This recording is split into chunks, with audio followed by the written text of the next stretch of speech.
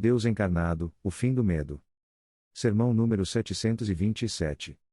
Pregado na manhã de domingo, 23 de dezembro de 1866, por Charles Spurgeon no Tabernáculo Metropolitano, Newington, Londres. E o anjo lhes disse: Não temais. Lucas 2:10. Quando o anjo do Senhor apareceu aos pastores, e a glória do Senhor brilhou ao redor deles, eles ficaram aterrorizados. Chegou ao ponto em que os homens tiveram tanto medo de seu Deus, que quando o Senhor enviou seus pacíficos mensageiros com boas novas de grande alegria, os homens ficaram cheios de pavor como se fosse o anjo da morte que tivesse aparecido com a espada erguida diante deles. O silêncio da noite e a sua sombria escuridão não causaram temor no coração dos pastores, mas o alegre arauto dos céus, revestido das delicadas vestes das glórias da graça, fizeram eles temerem. De modo algum podemos condenar os pastores por esse motivo, embora eles fossem particularmente tímidos ou ignorantes, eles estavam apenas agindo como qualquer outra pessoa daquela época teria feito nas mesmas circunstâncias. Não foi porque eram pastores simples que ficaram atemorizados de tão maravilhados, pois é provável que até os profetas bem instruídos teriam demonstrado o mesmo sentimento. Porque há muitos casos registrados nas Escrituras em que as autoridades de seu tempo tremeram e sentiram pavor das noites longas quando as manifestações sobrenaturais de Deus lhes eram concedidas. Na verdade, um temor servil a Deus era tão comum que surgiu uma tradição dele, que foi universalmente recebida como nada mais e nada menos que seguinte verdade: geralmente acreditava-se que toda manifestação sobrenatural deveria ser considerada um símbolo de morte rápida.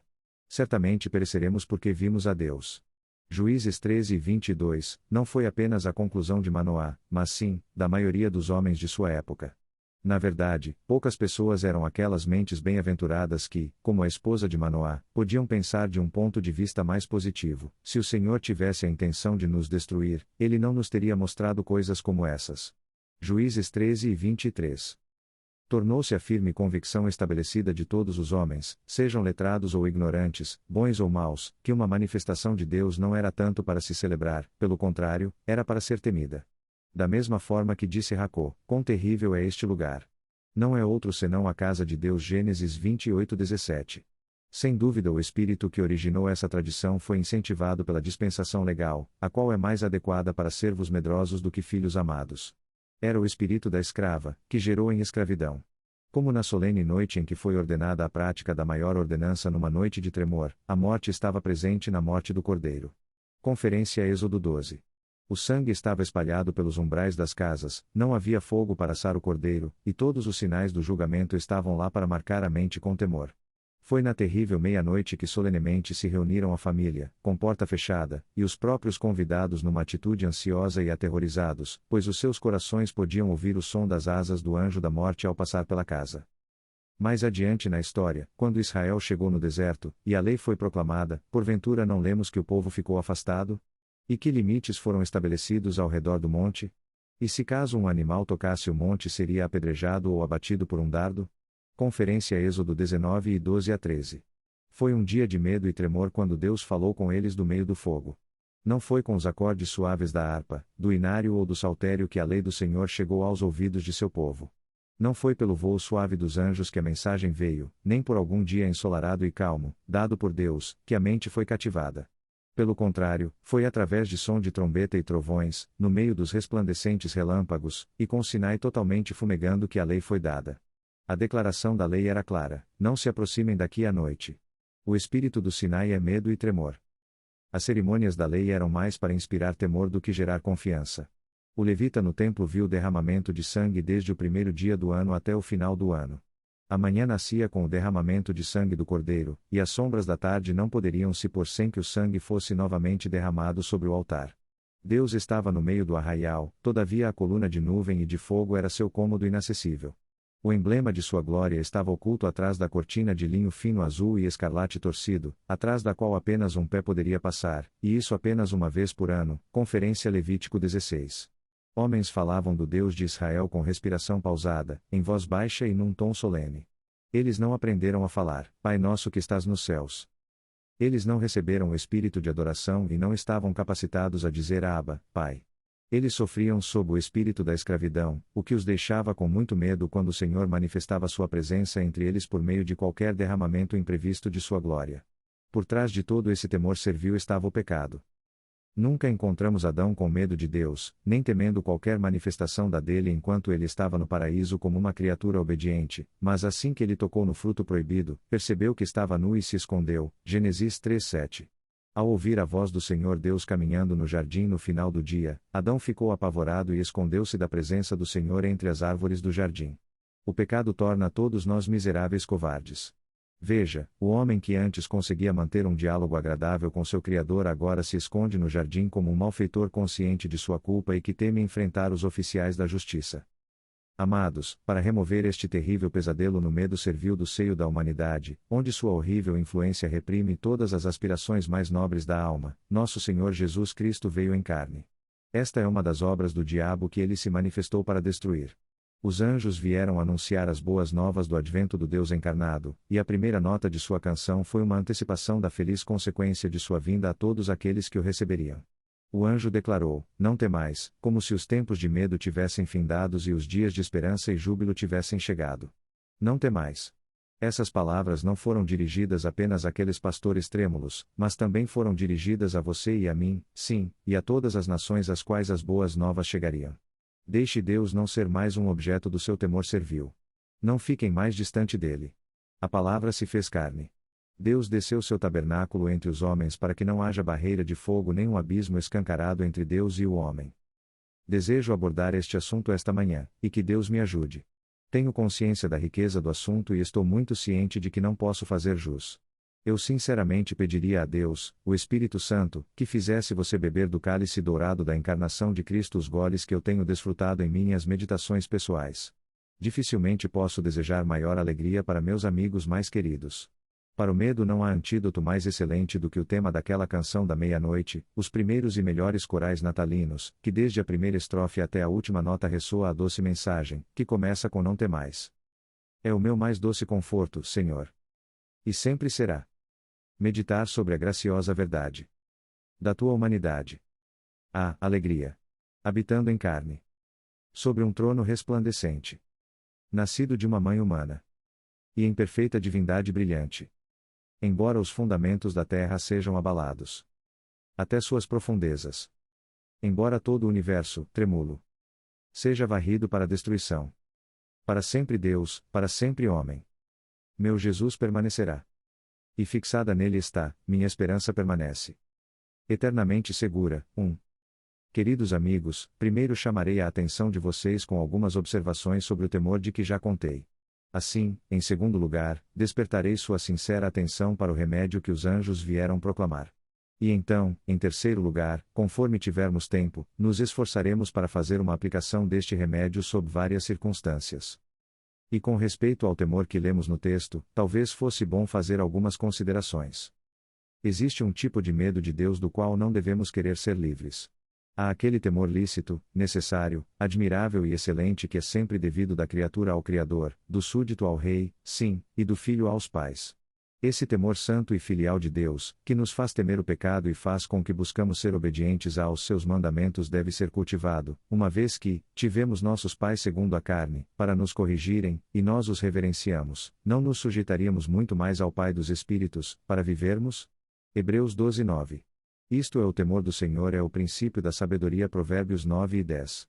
Ter um santo respeito por nosso Santíssimo Pai, justo, reto e terno é um privilégio, e não um jugo.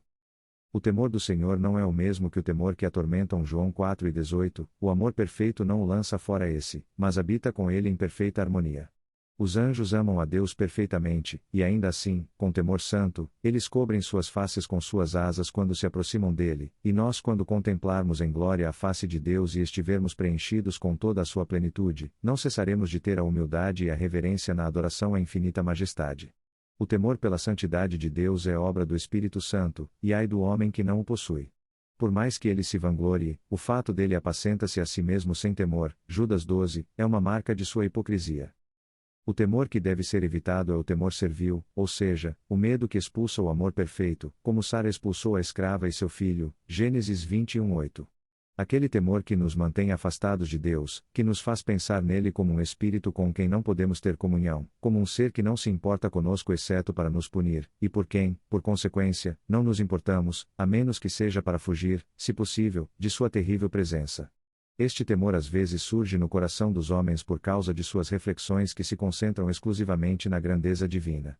Acaso, é possível espreitar o grande abismo do infinito e não ter medo? Acaso pode a mente humana se submeter a ponderar a respeito do eterno, autoexistente e infinito Deus sem ficar cheia, primeiro de admiração, e depois, de pavor? Quem sou eu?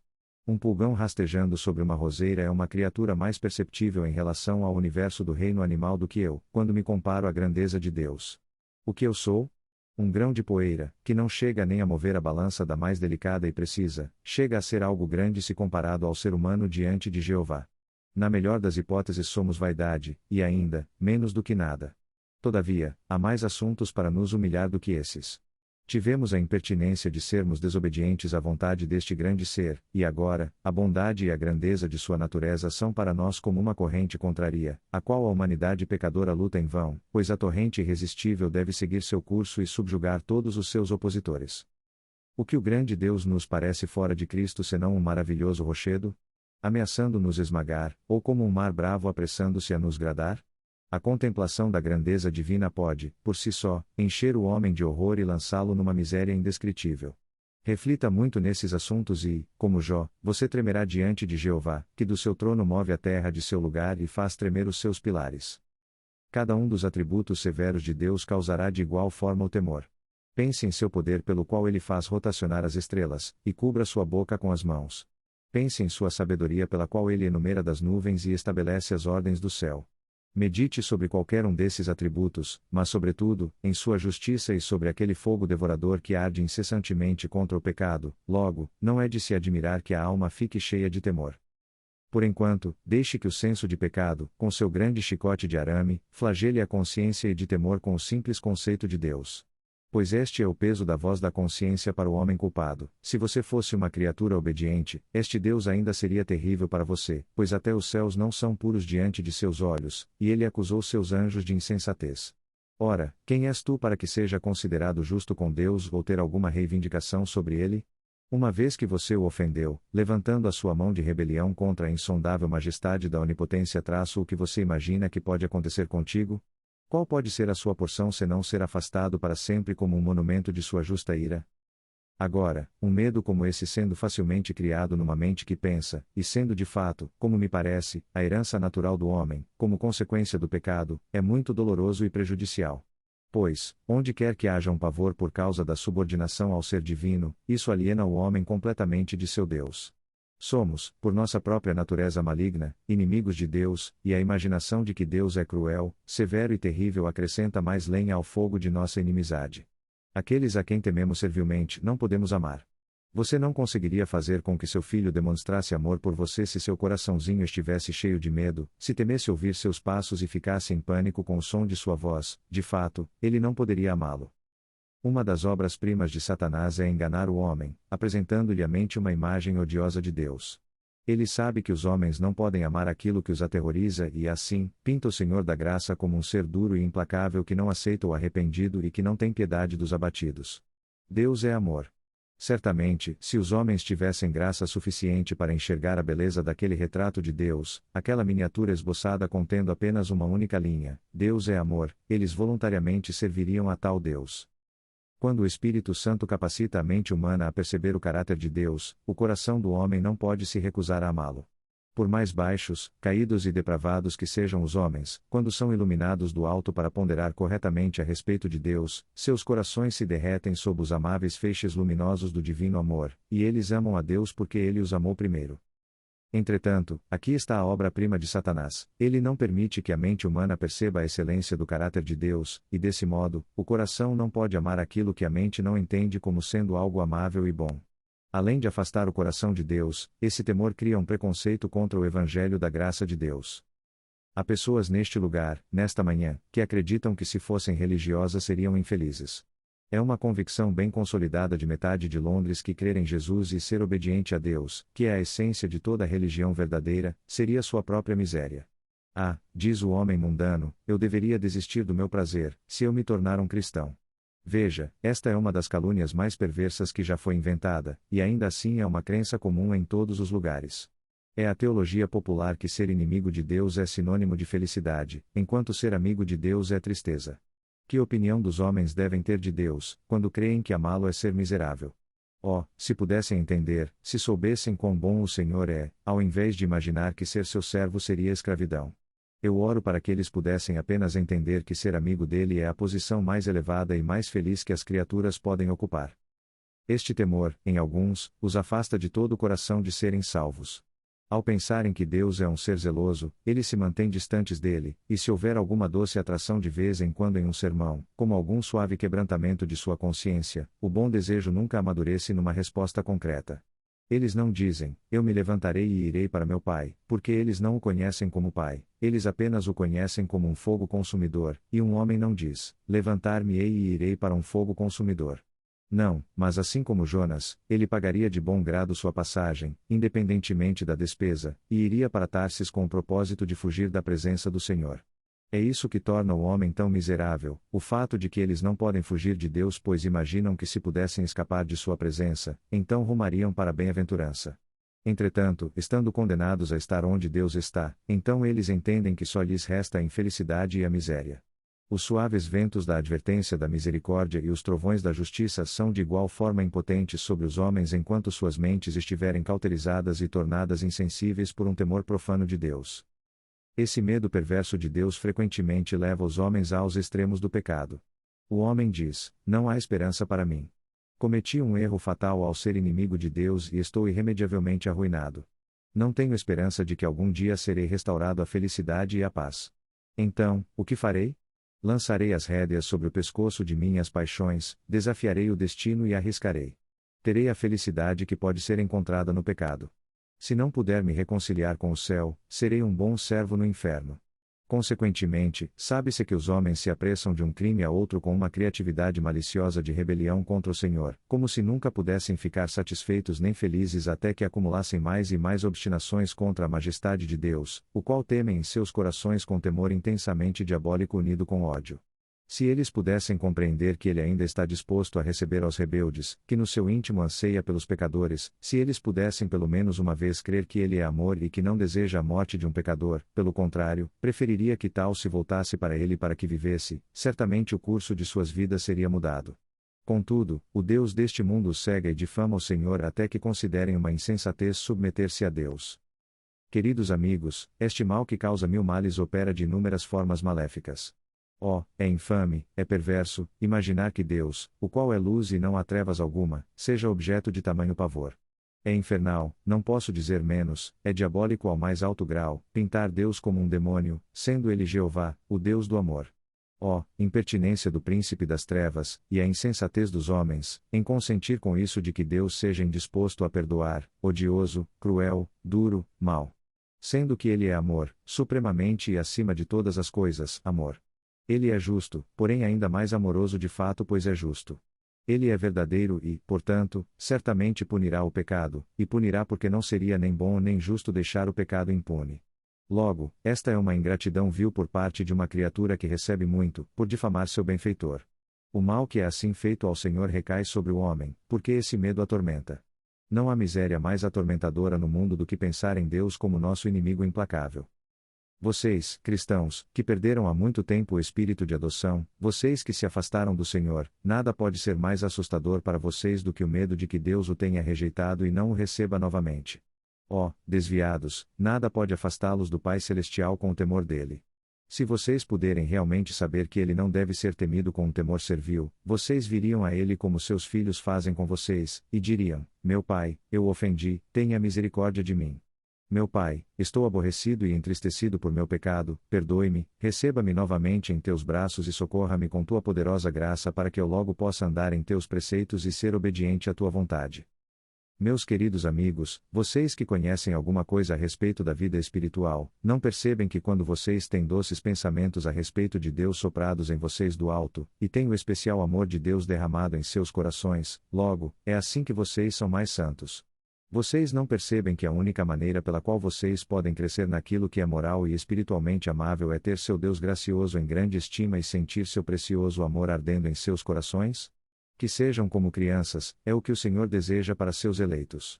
É isso que seu Espírito opera em seus escolhidos e é isso onde devemos chegar se quisermos ser participantes da herança dos santos na luz. O temor servil se opõe tanto à fé genuína de uma criança, o qual é como se fosse um veneno de víbora. O pavor e o medo revelam em nós tudo o que pertence ao adulto e não à criança, pois nos incita a resistir ao objeto de nosso medo. Uma confiança firme na bondade de Deus lança fora todo medo e traz à tona tudo o que há de infantil em nós. Você já viu uma criança confiar em algum homem grande e rude, e derrubá-lo com sua confiança? Ela confiou onde aparentemente não havia motivos para confiar e criou um terreno para si mesma. Essa mesma criança que simplesmente e implicitamente confia em um pai amoroso e bom é uma nobre imagem, e se eu, uma criança pobre, fraca e débil, consciente de que sou assim, sabendo que sou todo formado por insensatez e fraqueza, somente acredito em meu bem, o grande Deus, por meio de Cristo Jesus, venha confiar-me a Ele e o deixe-o fazer aquilo que lhe apraz comigo, crendo que Ele não será cruel e não agirá com insensatez. Se eu puder repousar completamente em seu amor e ser obediente à sua vontade, então terei alcançado o ponto mais alto que uma criatura pode alcançar. O Espírito Santo terá então realizado em mim sua obra consumada e estarei apto para o céu. Amados, é porque o medo se opõe e impede isso, que eu digo com o anjo: não temais. 2. Temo que eu os canse enquanto falo sobre esse assunto um tanto doloroso e, assim, com tanta brevidade quanto a abundância do tema permitir, vamos observar em segundo lugar, a cura para esse temor o qual o anjo veio anunciar. E se consiste nisto, hoje na cidade de Davi, nasceu o Salvador, que é Cristo, o Senhor. Lucas 2:11. Até que o Deus encarnado veja. Meus pensamentos não encontrarão conforto. Os santos, justos e sagrados 3. São terrores para minha mente. Mas se o rosto de Emanuel aparecer, minha esperança e minha alegria começam. Pois seu nome proíbe meu medo servil. Sua graça remove meus pecados. 2. Essa é a nossa cura, Deus conosco, Deus se fez carne. Vamos tentar mostrar com isso através do hino do anjo. Segundo o texto, eles não deveriam temer, pois, antes de tudo, o anjo veio trazer as boas novas. Como isso aconteceu? Ele disse: trago boas novas de grande alegria. Mas qual foi esse evangelho? Mais adiante nos é dito que o evangelho foi o fato de Cristo ter nascido. Portanto, é uma boa notícia para os homens que Cristo nasceu, que Deus desceu e assumiu a forma humana, numa união consigo mesmo. Aquele que fez os céus dorme numa manjedoura. E então? Por que então Deus não é necessariamente um inimigo do homem? Pois aqui Deus realmente está assumindo a humanidade em aliança com a deidade. Não pode haver uma inimizade permanente, irreversível e enraizada entre as duas naturezas, caso contrário, a natureza divina não poderia ter considerado a natureza humana numa união hipostática consigo mesma. Não há conforto nessas palavras? Você é um homem pobre, pecador e fraco, e o que o faz temer ao Senhor é esse medo de que exista uma inimizade permanente entre Deus e o homem. Entretanto, não é necessário que haja tal inimizade, uma vez que o seu Criador realmente tomou sobre si a humanidade em perfeita união consigo mesmo. Ora, você não vê outro pensamento aqui? O Eterno parece estar tão distante de nós. Ele é infinito e nós somos criaturinhas.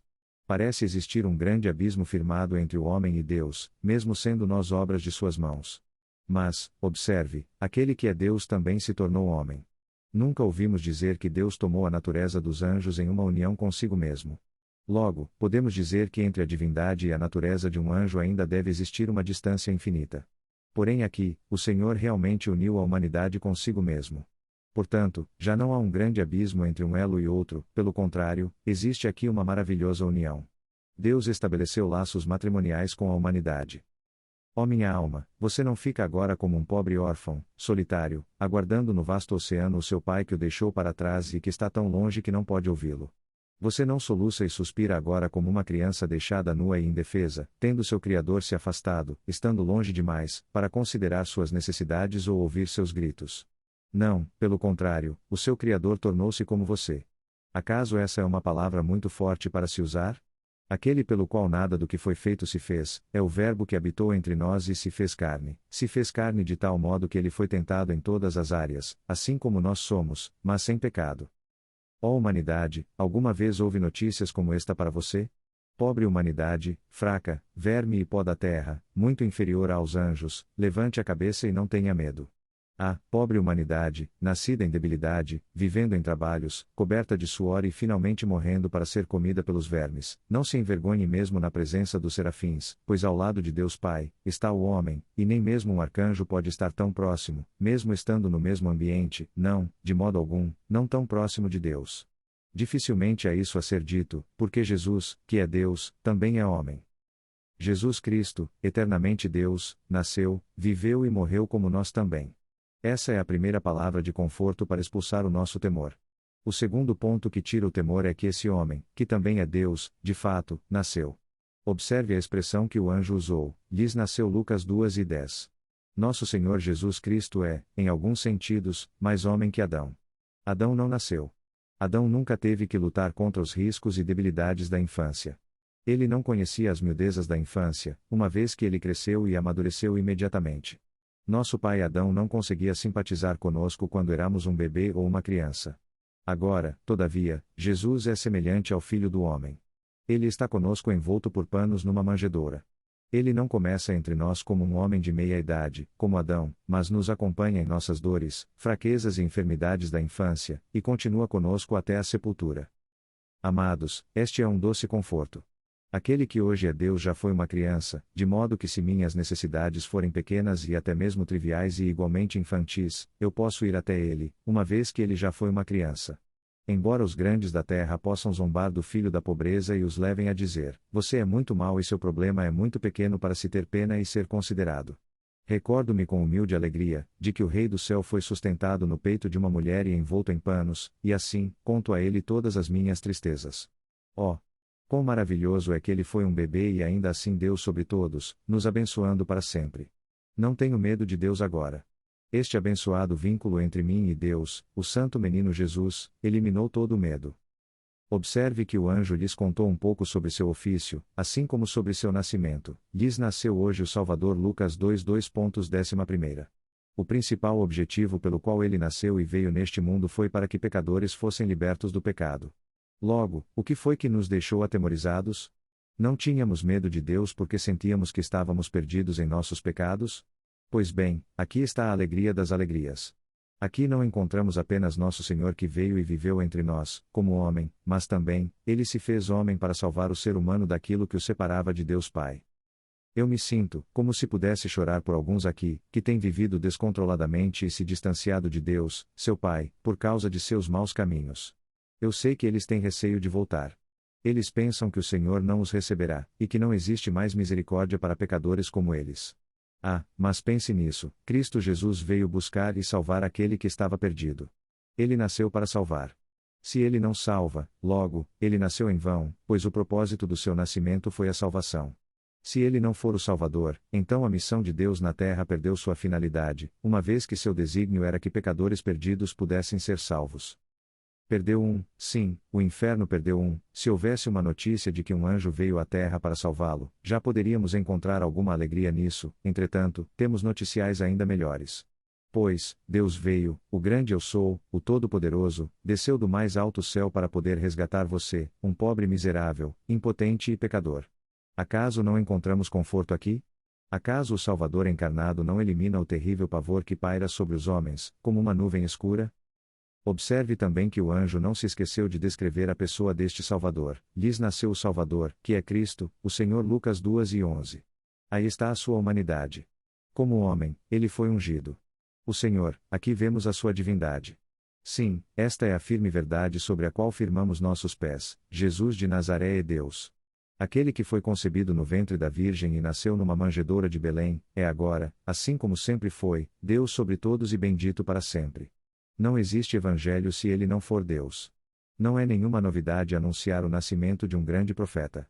Tivemos grandes profetas antes, mas o mundo nunca foi redimido do mal pelo mero testemunho da verdade, e nunca será. Conte-me que Deus nasceu, que o próprio Senhor abraçou nossa natureza e a uniu a Ele, então os sinos do meu coração irão tocar alegremente, porque agora posso ir até Deus, já que Ele primeiro veio a mim. Queridos amigos, todavia, vocês perceberão que o teor da mensagem que o anjo proclamou está nisso, para todos vocês. Você nunca obterá o genuíno conforto do encarnado Salvador até perceber seu interesse pessoal nele. Cristo, como homem, era o representante. Aliás, nunca houve senão dois homens representantes, o primeiro é Adão, e Adão, enquanto era obediente, todo o povo permanecia de pé. Por outro lado, em Adão desobediente, todo o povo caiu. Por isso, em Adão todos morreram. Agora, o homem Jesus é o nosso segundo grande representante. Todavia, ele não representa todos, mas sim, todos aqueles que seu Pai lhes deu. Desse modo, ele é o representante dos eleitos.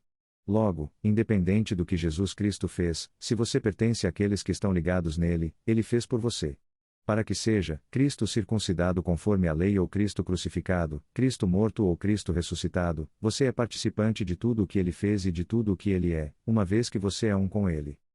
Veja, então a felicidade e o consolo da encarnação de Cristo. Será que Jesus, como homem, foi capaz de levar a humanidade para o céu? Sim, ele me levou até lá. Nosso pai Adão caiu, e eu caí porque estava nele. Porquanto o Senhor Jesus Cristo ressuscita, e eu ascendo se estou nele. Amados, vejam, quando Cristo Jesus foi pregado no madeiro, todos os seus eleitos foram pregados ali, e sofreram e padeceram nele. Quando ele foi colocado na sepultura, todo o seu povo dormiu nele, pois estavam nos lombos de Jesus assim como Levi estava nos lombos de Abraão. E assim, quando Jesus ressuscitou, eles ressuscitaram e receberam a antecipação de sua própria ressurreição do futuro, porque ele vive, logo, eles viverão, e agora que ele subiu aos céus para reivindicar o trono, ele o reivindicou para cada alma que está ligada nele. Oh, isso de fato é uma alegria. Então, como posso ter medo de Deus, uma vez que neste dia, pela fé, eu, um pobre pecador indigno, tendo colocado minha confiança em Jesus, ouso dizer que estou assentado no trono de Deus. Não pense que fomos longe demais, pois na pessoa de Cristo, todo cristão é elevado e feito-se assentar, juntos, nas regiões celestiais em Cristo Jesus. Porque assim como Jesus está lá, representativamente cada um de nós está nele. Eu gostaria de ter o poder de trazer à tona a tão preciosa doutrina da encarnação, o quanto posso desejar, porque quanto mais meditamos sobre ela, mais felizes nos tornamos. Observemos como essa verdade é muito importante a respeito de Jesus, o Filho de Deus veio realmente em carne. É uma verdade tão importante que temos 3 testemunhas designadas para mantê-la diante de nós na terra, 1 João 5:8. Por vezes, temos perseverado neste local na espiritualidade da esperança cristã. Mostramos que o exterior na religião, por si só, de nada vale, visto que é o espírito no nosso interior que é o que há de mais importante. Devo confessar que algumas vezes perguntei a mim mesmo, e espero que não tenha sido de forma rebelde, qual o propósito desse batismo e para que serve essa comunhão da ceia do Senhor? Ora, essas 2 ordenanças externas, quaisquer que sejam seus excelentes usos, têm sido as 2 coisas em torno das quais mais erros se aglomeram, mais do que quaisquer outras ordenanças. E eu ouvi dizer, de amigos inclinados a seguir mais devotadamente os ensinos dos quakers, a seguinte questão: por que não deixamos de lado por completo o que as práticas que são exteriores e visíveis aos olhos? Que seja o batismo do Espírito, e não o batismo com água. Que não tenha os elementos da ceia, o pão e o vinho, mas que tenha a comunhão com Cristo sem esses sacramentos visíveis.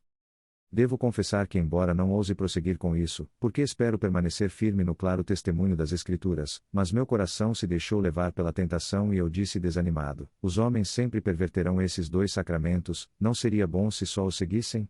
Enquanto fui exercitado meu pensamento sobre este assunto, consciente de que as ordenanças estão corretas e devem ser obedecidas, encontrei descanso naquele texto, e 3 são os que testificam na terra: o Espírito, a água e o sangue. 1 João 5:8.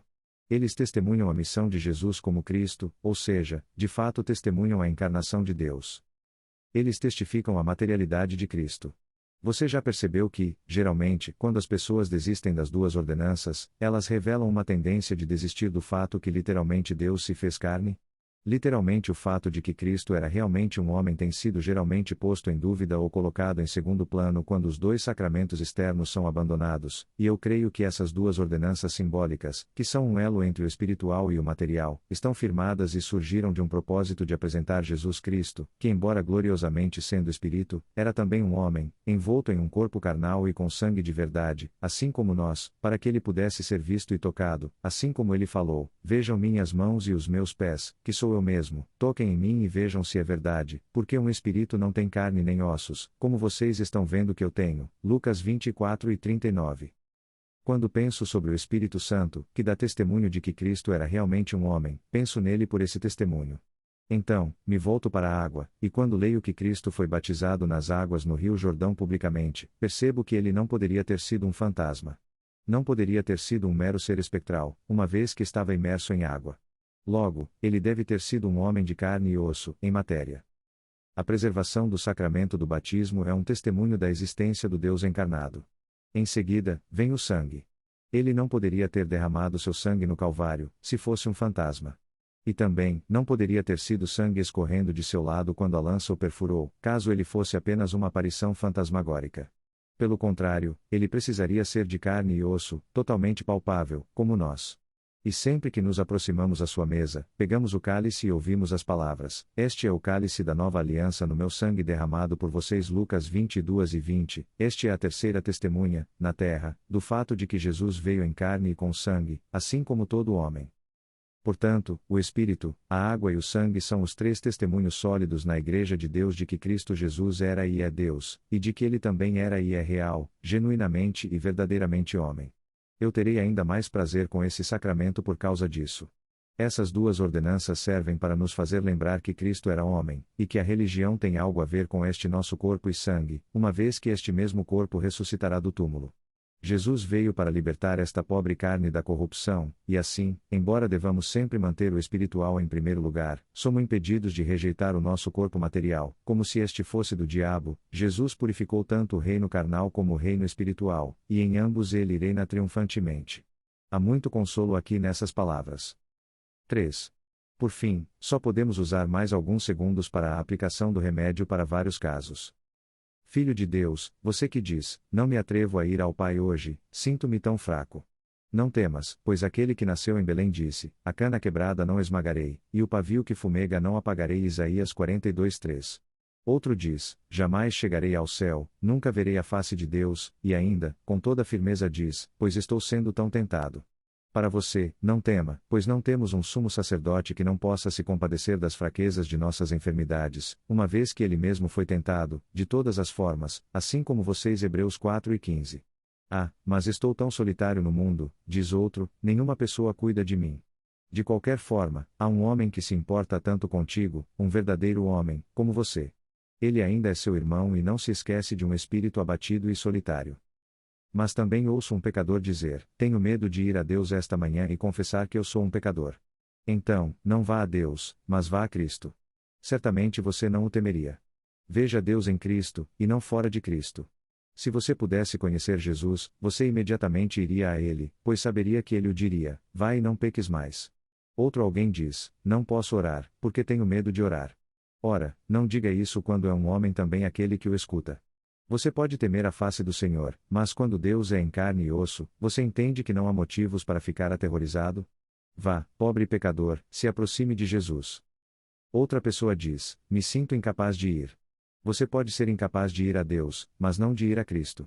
Existem requisitos e habilidades necessárias para permanecer no santo monte do Senhor, mas não há requisitos para vir ao Senhor Jesus. Ora, venha como você se encontra, culpado, perdido e arruinado. Venha como está e ele o receberá. E aí ouço alguém dizer nos fundos: ah, não posso confiar. Entendo que você não seja capaz de confiar no grande Deus invisível, todavia, será que ao menos você não pode confiar naquele filho do homem sofredor e ferido, que também é o Filho de Deus?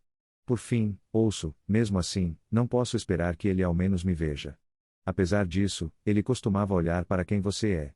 Lembre-se que ele recebeu publicanos e pecadores, comeu com eles, e até mesmo as prostitutas não foram expulsas de sua presença. Oh, já que Deus levou o homem à união consigo mesmo, não tema. Caso eu converse com alguém que por causa do pecado se afastou tanto de Deus, que tem até pânico ao pensar no nome do Senhor, e ainda assim, visto que Cristo Jesus é chamado de o amigo dos pecadores, rogo que você reflita sobre ele, ó pobre alma, como seu amigo. Ah! Que o Espírito Santo abra seus olhos cegos para que você veja que não há motivos para você se afastar de Deus, exceto seus próprios pensamentos equivocados sobre Ele. Que você creia que Ele é capaz e está disposto a te salvar. Que você possa compreender seu grande caráter, bom e cheio de graça, sua prontidão para ultrapassar a transgressão, a iniquidade e o pecado. E que as doces influências da graça o constranjam a vir a Ele nesta mesma manhã. Que o Senhor conceda que Jesus Cristo possa ser gerado em você, que a esperança da glória seja gerada em ti, e que logo você possa cantar: glória a Deus nas alturas, paz na terra e boa vontade para com os homens. Lucas 2:13. Amém.